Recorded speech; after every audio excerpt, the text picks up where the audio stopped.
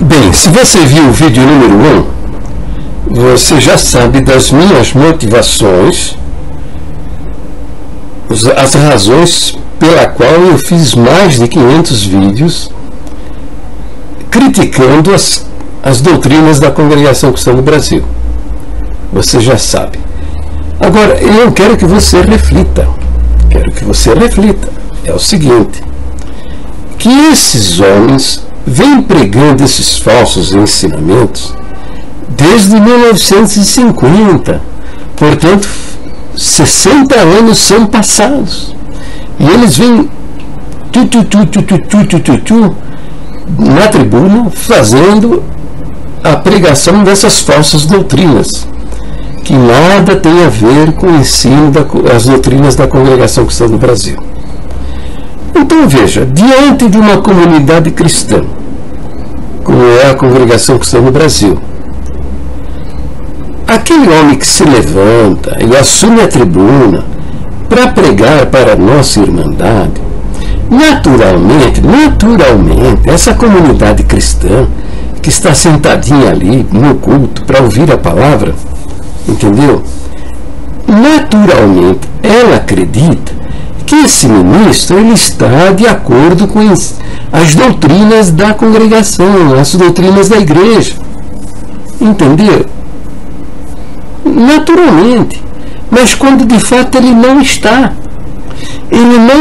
em harmonia, ele não acredita nas doutrinas da igreja. Entendeu?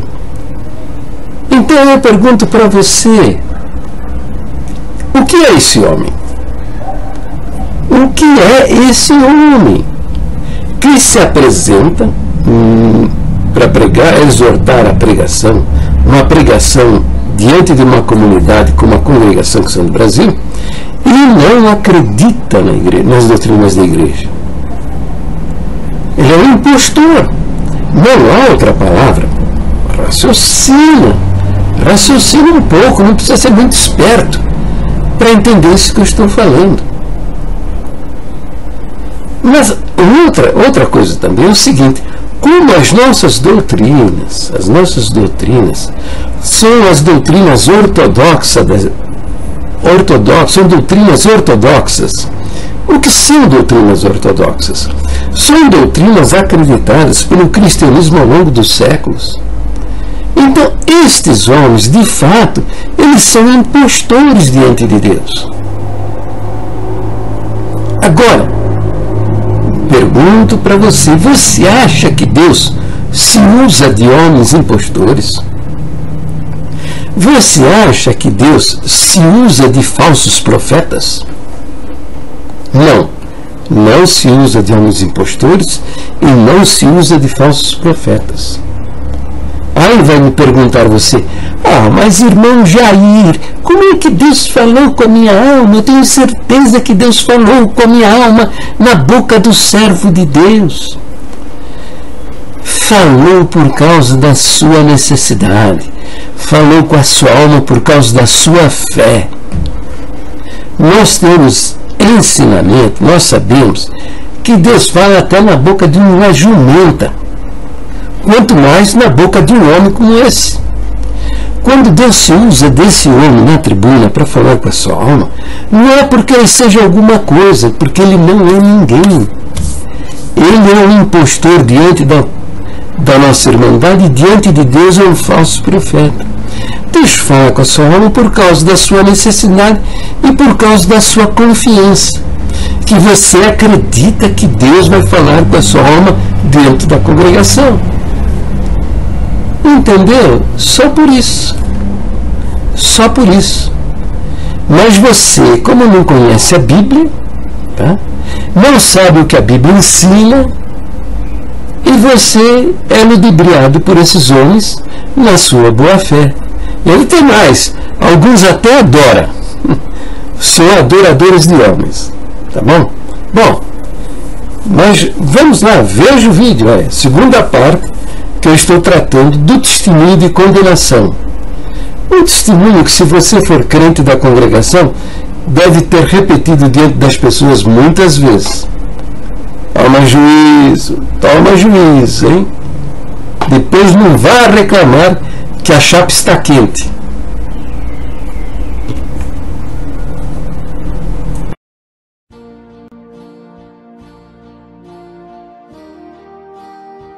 Neste vídeo eu vou apresentar algumas coisas à viva voz e vou fazer passar ao longo de toda a apresentação os versos do Novo Testamento que fundamentam o nosso quinto ponto de doutrina, que diz que a salvação só se alcança por meio da fé.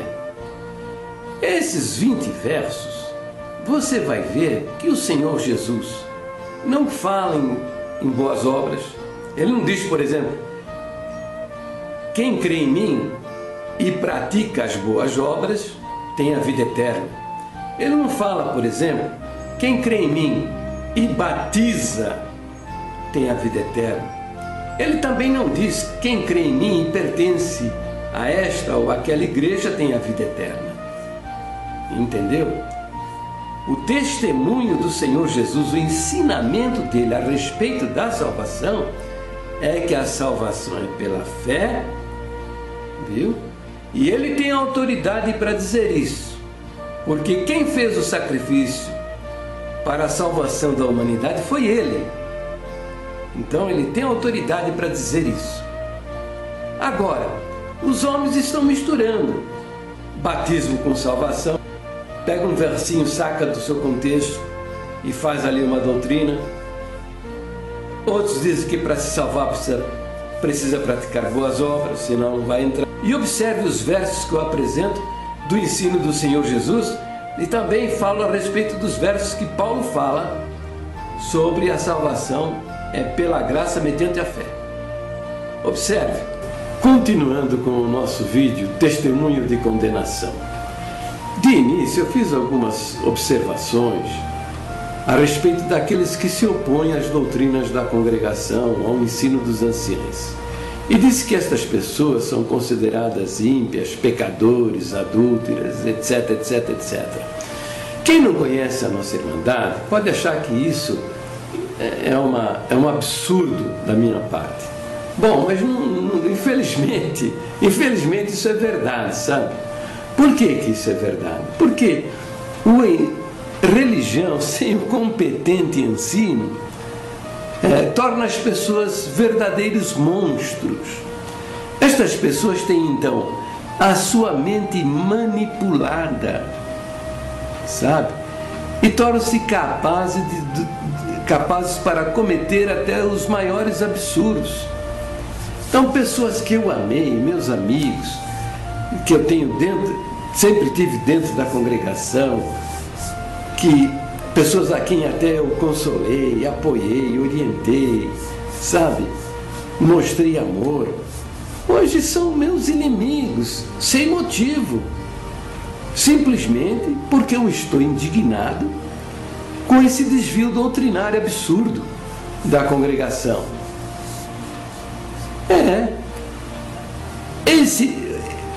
Religião sem o competente ensino torna as pessoas fanáticas, cegas, sabe? E veja ao ponto de separar famílias. Eu tenho uma filha que ela apenas me diz bom dia, não me diz paz de Deus. Certamente tem a sua mente manipulada por estes homens, que por meio de linguagem subliminar ficam passando ensinamentos absurdos, contraditórios com o ensino da Bíblia, heresias, algumas heresias até demoníacas. Então veja, eu não devo me indignar com estes homens? Eu reconheço o direito de qualquer igreja, qualquer grupo religioso, a qualquer momento, mudar as suas doutrinas, mas que venha a público e declare isso, não que mantenha estas mudanças escondidas, mudanças feitas por meio de reuniões secretas e listas secretas.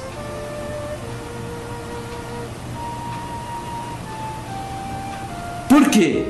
Porque procedendo desta maneira, esse grupo religioso se caracteriza como uma grande enganação, que é exatamente o que está fazendo o Ministério da Congregação Cristã no Brasil. Está aí, estou mostrando que o nosso quinto ponto de doutrina diz que a regeneração ou o novo nascimento só se alcança pela fé em Jesus Cristo. Já pintou aí um comentário nesse vídeo.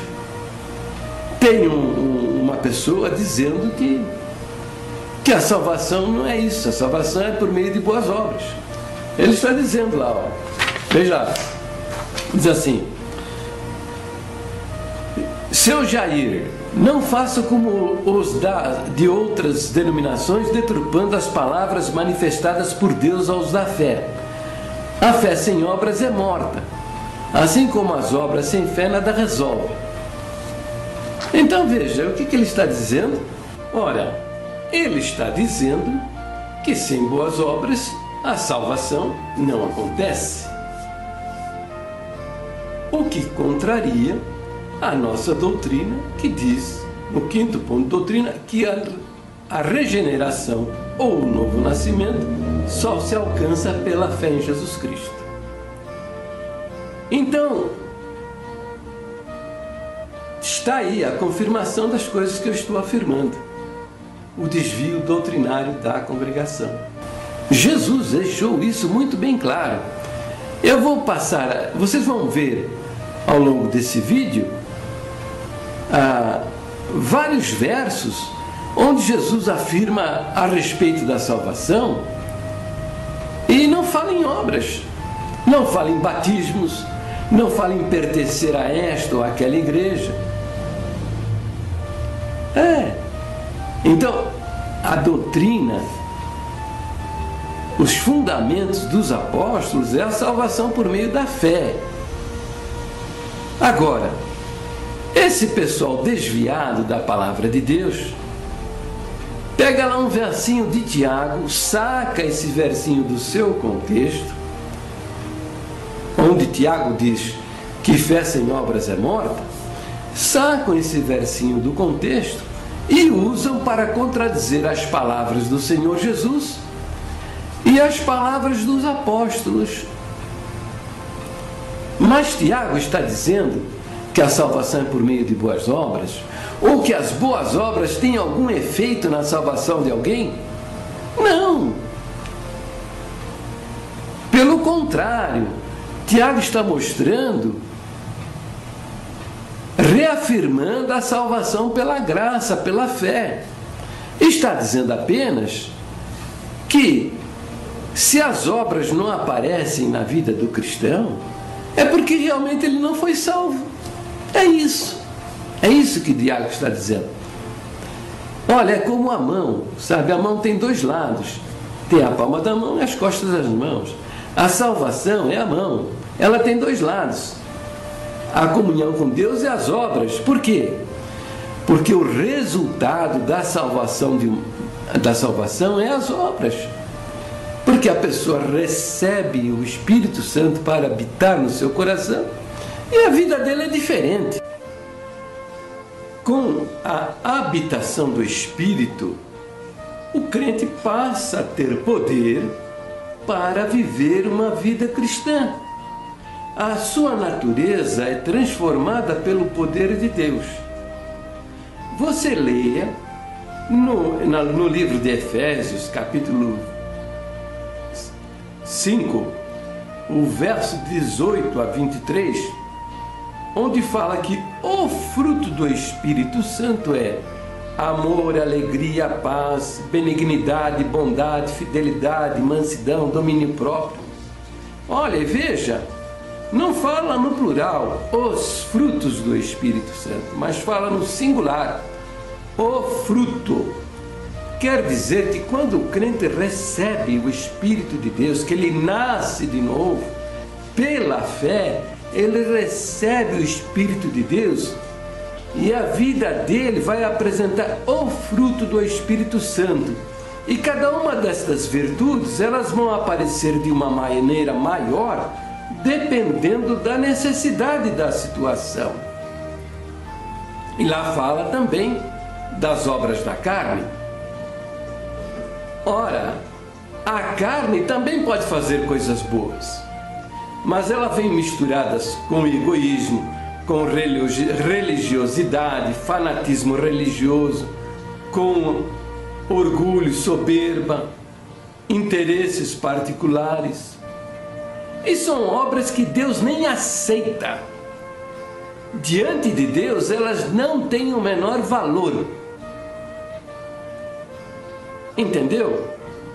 Então veja, as obras não contribuem para a salvação, mas a salvação resulta em boas obras. É isso. Então, se você vê um camarada dizendo que ele está salvo, que ele é o Filho de Deus salvo por toda a eternidade, mas ele não apresenta obras, as obras de um cristão, ele está mentindo. Ele não nasceu de novo, ele não é um Filho de Deus, ele não tem a sua natureza regenerada. Por quê? Porque a salvação resulta nisso, em boas obras, e nem poderia ser diferente.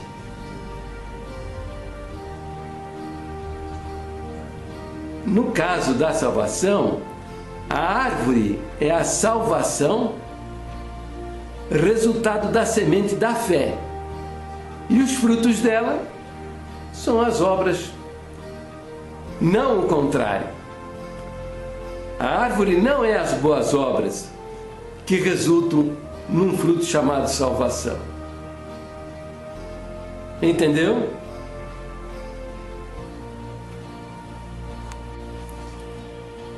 Então, além da exigência de ser firme e fiel para se salvar na congregação, ainda é preciso ser batizado por ela, por um ancião da congregação. Então, existe um copyright que diz que só o batismo efetuado por um legítimo, puro sangue azul, ancião da congregação é que vale. Então, não é somente ser firme e fiel, tem que ser batizado na congregação e permanecer até o fim da sua vida como membro ativo da congregação, senão não vai entrar. Agora, essa é a nossa doutrina. A nossa doutrina é fundamentada nas Escrituras.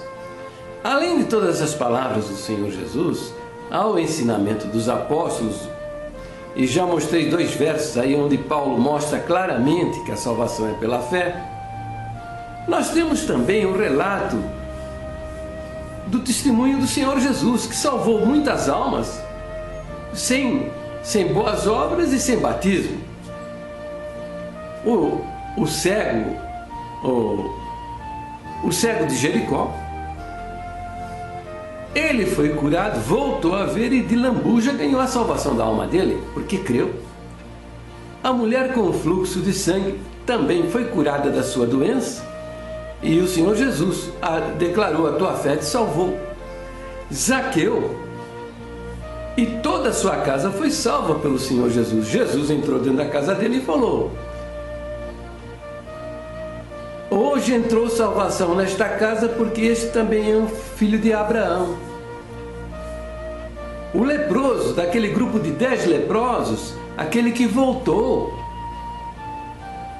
para agradecer porque ele havia sido curado da lepra. Jesus disse também: a tua fé te salvou. Os discípulos dão testemunho no Novo Testamento da maneira como fora salvo o endemoniado gadareno. No livro de Atos, nós lemos que Cornélio, toda a sua casa e todos os seus amigos foram salvos apenas por ouvir a palavra da boca de Pedro, sem boas obras, sem batismo.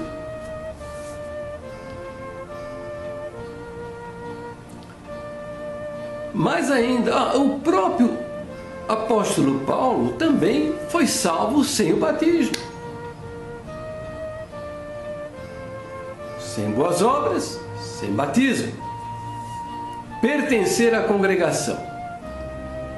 O nosso irmão Franciscão era ancião no meio dos presbiterianos italianos e se declarava salvo no meio lá dos presbiterianos 12 anos antes do seu batismo por imersão. No seu testemunho também ele declara que a sua esposa, a irmã Rosina, fora salvo 11 anos e alguns meses antes do seu batismo por imersão. O irmão Franciscão reconhece que o irmão Beretta, que foi quem o batizou por imersão, reconhece que o irmão Beretta fora salvo no meio dos metodistas livres americanos e que depois migrou para o meio dos crentes presbiterianos italianos.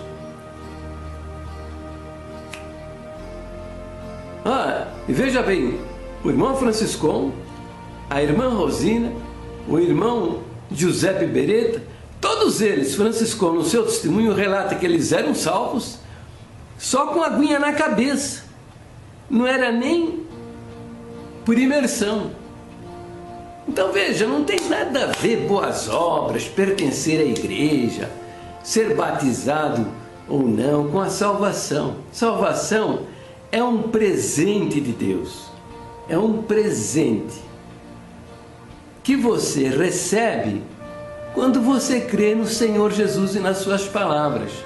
Quando você coloca a sua confiança na palavra do Senhor Jesus e no seu sacrifício. Só, mais nada. Quando você não misturar o sacrifício e as palavras do Senhor Jesus com o engano dos homens, você vai sentir no seu coração a certeza da sua salvação. Vai receber o Espírito Santo, vai entender as coisas que eu estou falando. Enquanto você ficar nessa incredulidade danada, indo atrás do ensino dos homens, da tradição dos homens, da religião, você vai continuar sendo ainda uma alma perdida.